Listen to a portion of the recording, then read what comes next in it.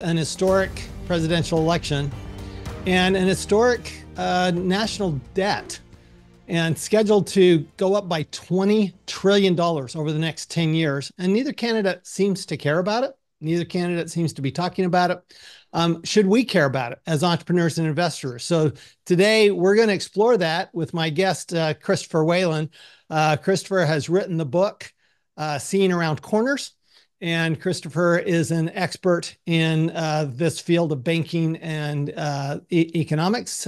Chris, great to have you on the show. Hey, it's my pleasure, Tom. And if you would, give us a little of your background, Chris, so that our WealthAbility listeners and viewers can kind of get a feel for your the kind of experience you bring to this topic. Yeah, sure, Tom. I am an investment banker. I've been, working in the industry for about 30 years. I am a history major from Villanova, where I studied Asian history under one of the great sinologists of his age, Cornelius Kiley. And then I taught myself finance working at the Fed of New York. The Fed of New York used to alternate between MBAs and generalists, and I was in the year of generalists. A guy named Paul Volcker hired me, by the way. He was very close to my father. And that's how I got to Wall Street, and I got out of Washington, more importantly. So I brought a very political perspective because of the home I grew up in as a child. My dad was the sous chef for the Reagan kitchen cabinet, speechwriter for Nixon, friend and confidant for many people, including Volcker. In fact, he got Volcker reappointed, him and Paul Laxalt. So I am an unusual character, and I tend to speak my mind. Well, I like that. I like that. We like that. So, we're the listeners and viewers of this primarily we're entrepreneurs and investors like myself, and we hear about national debt. Supposedly 36 trillion dollars right now, scheduled expected to rise again by about $2 trillion a year over the next 10 years. Biggest question is, should we care? Does it have an impact, and what impact does it have on Main Street?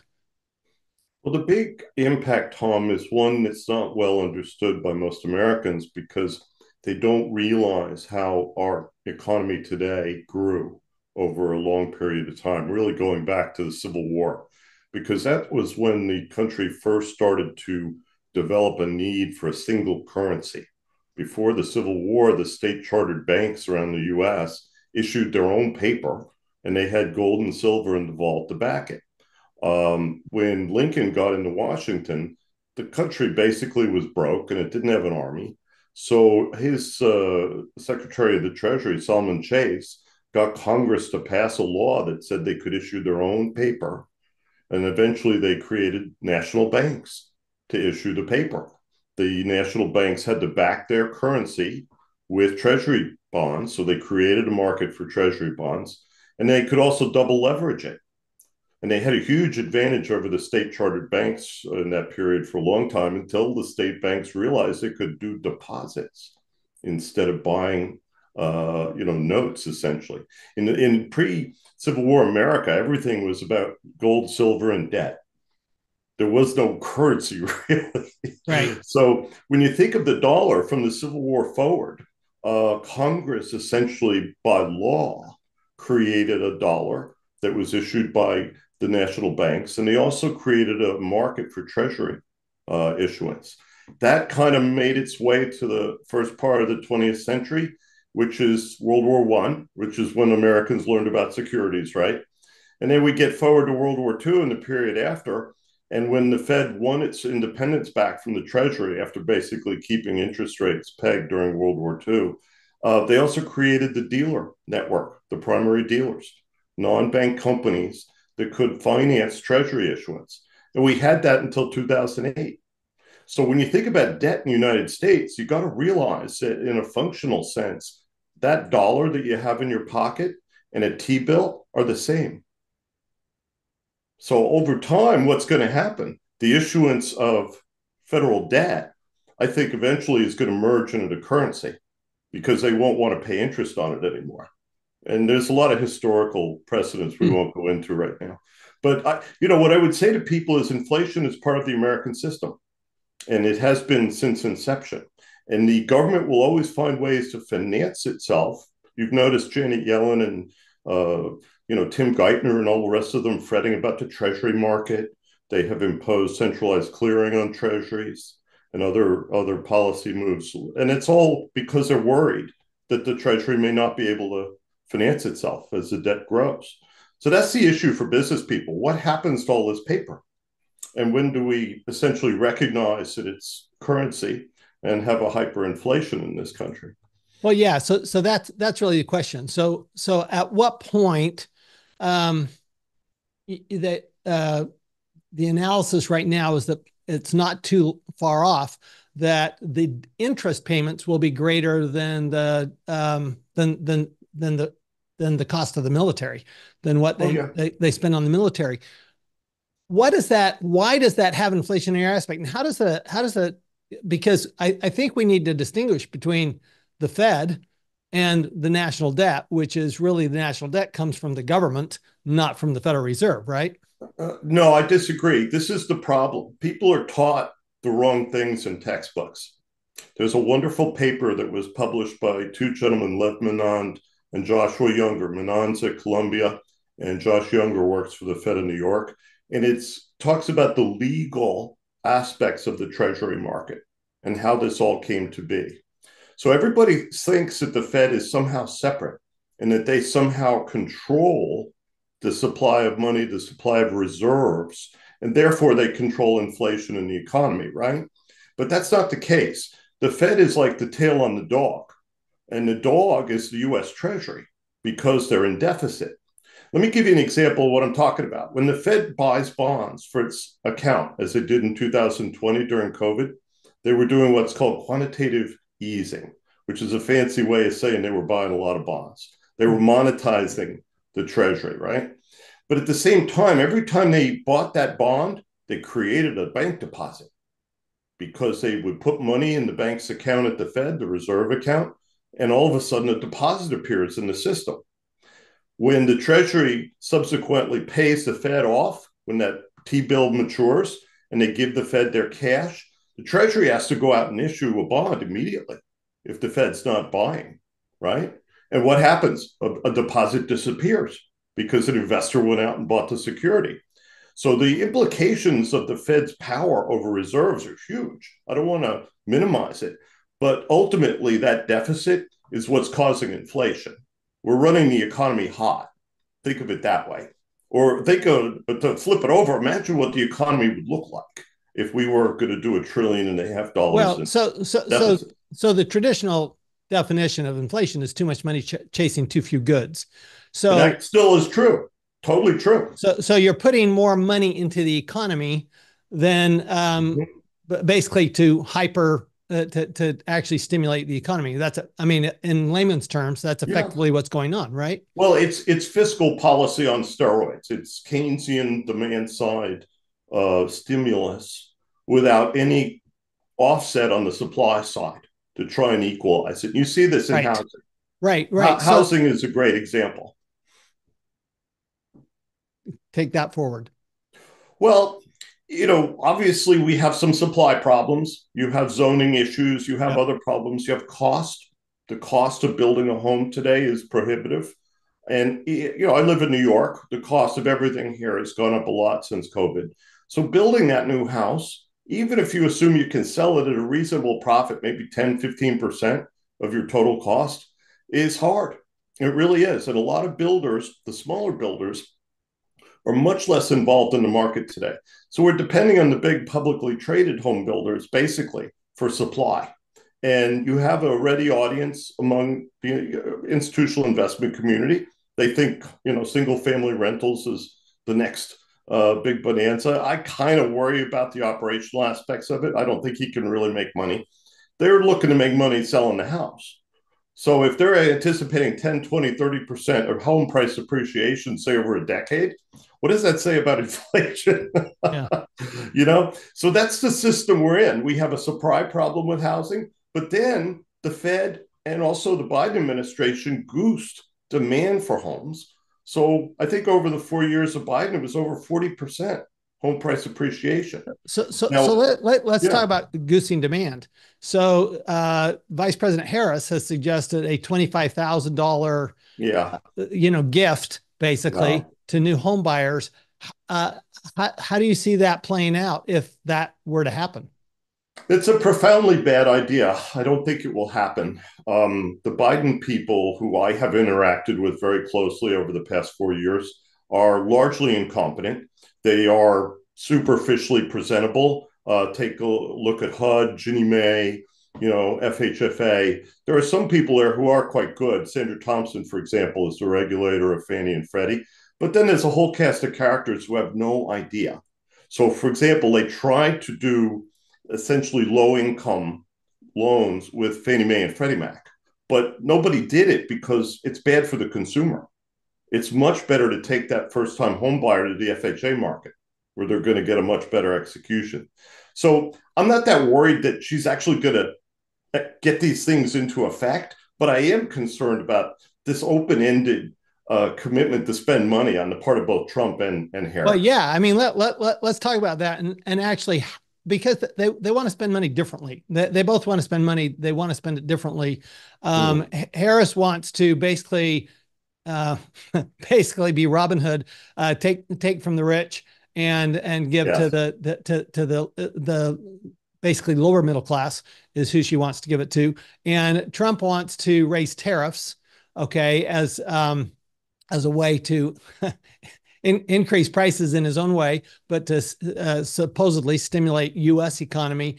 And but he wants to actually give it to business owners. So my question is, when you look at those two proposals, it seems like, and I've been through the Biden budget, which is basically Harris's economic plan, is the oh Biden yeah, budget, and basically, and here's what I want to run by you. So Harris wants to take money from really the investor class, yes.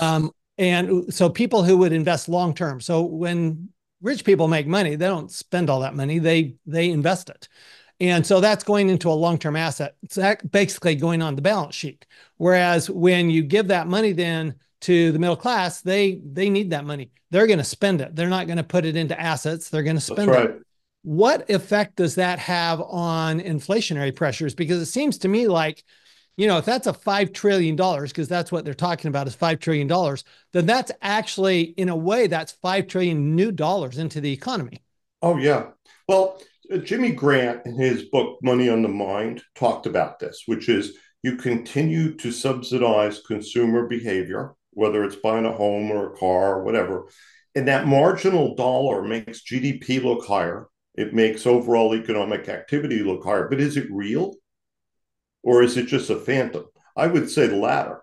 It's a phantom. So, the Democrats, going back to FDR, have always been fixated on demand side because they have a very short term view.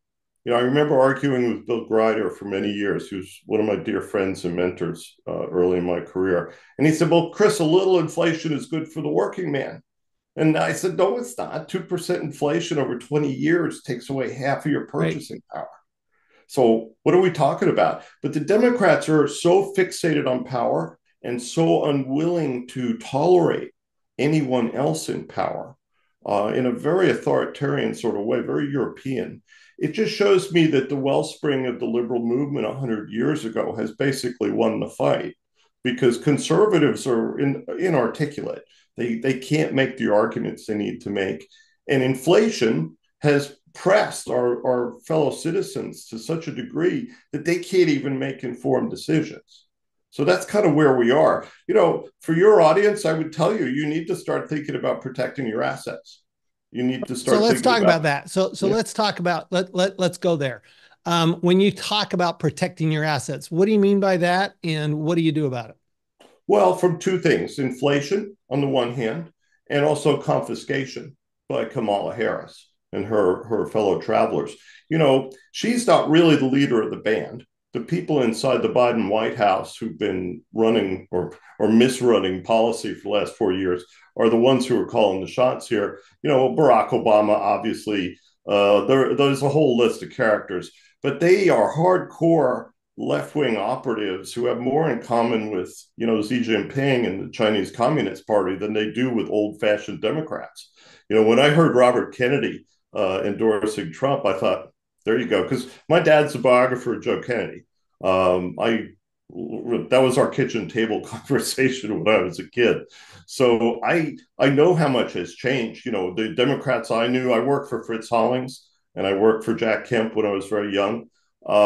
Those are my kind of politicians, but there are no Democrats today, even remotely like a Fritz Hollings, who was a social liberal. He desegregated the schools in South Carolina as a governor, and he raised taxes to do it, but he was a fiscal conservative. He was a hawk. So yeah, so we don't seem to have fiscal conservatives right no. now. So what on either side? I mean, there's like no fiscal conservatism going on.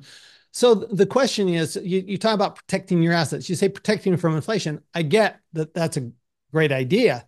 Okay, the question is, business owners, investors going, how do we do that?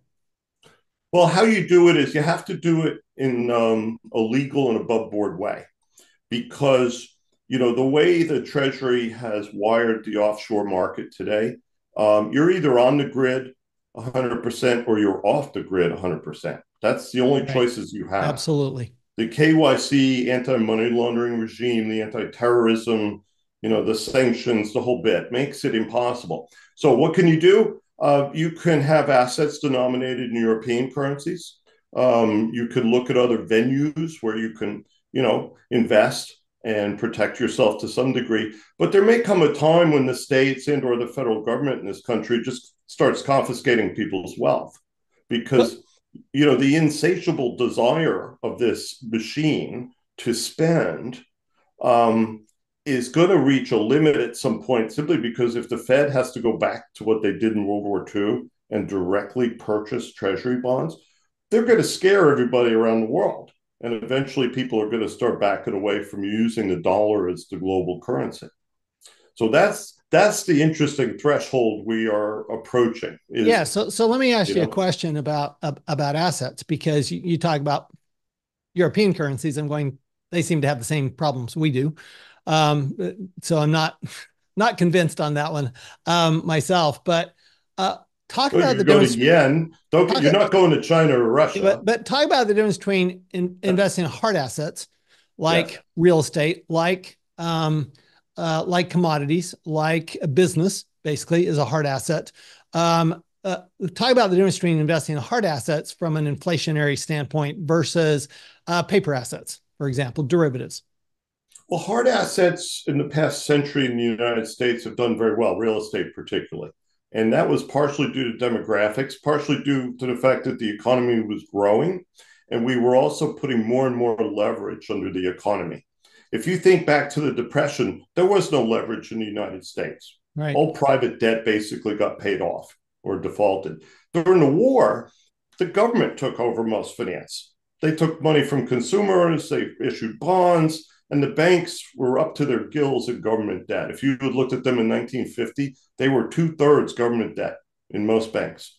So, wind the clock forward, we've had a run of almost 85 years when the private sector financed the treasury market, the non-bank dealers particularly, but we killed all of them in 2008. So what do we have today? We have hedge funds and banks. I think over time, the banks are going to be incentivized to hold more treasury debt. The Mm. government's going to stuff as much debt in there as they can. And then they may even start trying to artificially manage the cost. When they do that, they're going to undermine the dollar and confidence in the dollar. And all of this is about confidence, remember, right? Right. The dollar's all And about confidence. yeah, so you can own real estate in this jurisdiction, but realize politicians have no problem taxing real estate, and they will. Some of the real far left people behind Kamala Harris look at cities and they say, well, real estate's too expensive. So what are they going to do? They're going to tax it. I think people are going back into New York are crazy. I actually moved out of New York City in 2021 and got my 3% mortgage. And here I am in Westchester County, right? I cut my cost in half. There's nothing I could do to make New York affordable, right? So that political pressure is going to come to bear on investors. It already has. If you look at the silliness that the New York State Legislature has been doing with rent control and all these other things, you're going to have to be careful is what I'm saying, Tom. Well, and of course now we have this idea floated by Harris of and first floated by Biden. Let's be fair, Yes. of a tax on unrealized gains, Yes.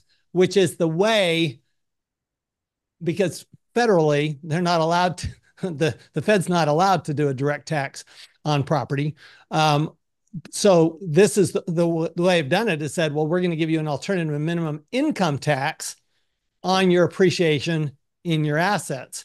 Right. And so I think the fact that they've even floated that idea says something about what you're talking about, that they are Oh yeah. really looking at the idea that, hey, we're gonna control. So talk It all about comes just back to inflation, Tom. All of these behavioral changes to change from a society that was about opportunity and a constitutional government to a society where everybody's worried about theirs, right? Barack Obama bears a big responsibility for this. He's turned it all into a transaction. So Kamala Harris goes out like a Mexican dictator. I did a lot of work in Mexico and tries to buy votes. right. That's essentially what's going on here. Well, Um, and on the other hand, you have Trump saying he's going to not tax tips. He's going to add a child tax credit. He's going to not tax Social Security. So he's actually not far behind. It's almost like one-upsmanship on how it's much we give different. away. Yeah, it's a different nuance. I mean, as my dad said many years ago, the Republicans don't hate the welfare state. They just want to take it over and run it better. And I Good think that's point. true. But, going back to what we were saying, I think all people, individuals or businessmen who have significant assets in this country, have to start worrying about whether or not we're going to go down the same road as Argentina. And the irony is that President Milei in Argentina is actually turning things around. Right. He's threatening to get rid of their budget deficit by next year. But having said all that, I don't want to paint too grim of a picture, because the situation with the U.S. is fixable. If they made me Secretary of the Treasury, I could fix this. And the vast assets of this country dwarf the debt we're talking about. Right. But I think honestly, what they're going to do is they're going to inflate it. That's why my book was called Inflated. And it's been the American answer. Once Right. we had the FDR devaluation in 33, that was really it. Everybody focuses on Nixon and closing the final Right. gold window in the 70s, but that was irrelevant. It was really what was done in the 30s that made this country at least social democrat, if not socialist. Interesting. So if you could give an investor, like three steps they might take to protect themselves, because it doesn't seem like it's going to they're going to fix it. So let's assume they're not going to fix it. Let's assume it keeps going. What are two or three steps that somebody can take to protect themselves from that inflation, which seems inevitable? Well, as a general matter, it's a currency issue. I think if you have substantial wealth, you need to work with a reputable advisor who can offer you a multi-currency strategy simply as a hedge. And there's a variety of ways you can do this. If you're investing in real estate and physical assets in this country, or you have a business, I think you want to start moving out of blue states. There's nothing that's going to save Illinois. Illinois is going to have to crash and burn Yep. before they fix it. New York is not far behind. They have New York City, which is still strangely working, but we have scared so many business people out of this market. And where did they go? They went to Florida. They went to Texas and the Carolinas. I remember my dear friend Dale Hemmerdinger, who was former chairman of the MTA, was my landlord on Central Park South for a number of years.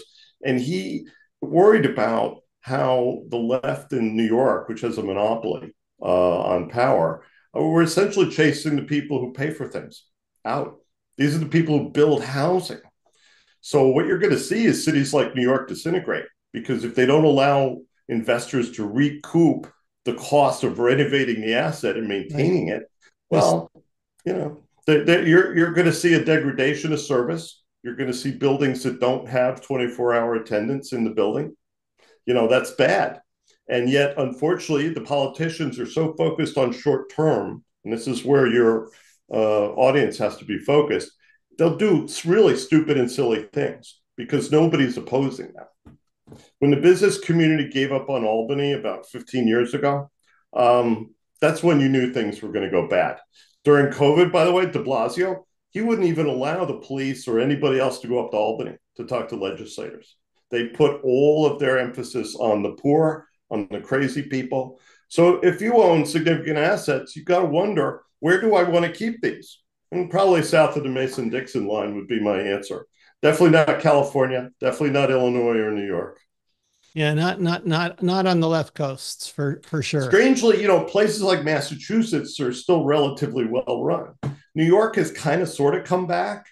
But again, I would point you to the commercial side of the equation in New York City. Anything that's not new, that wasn't built in the last 20 years, is going to go begging in terms of valuation. And they're really unfinanceable. The banks don't want to know.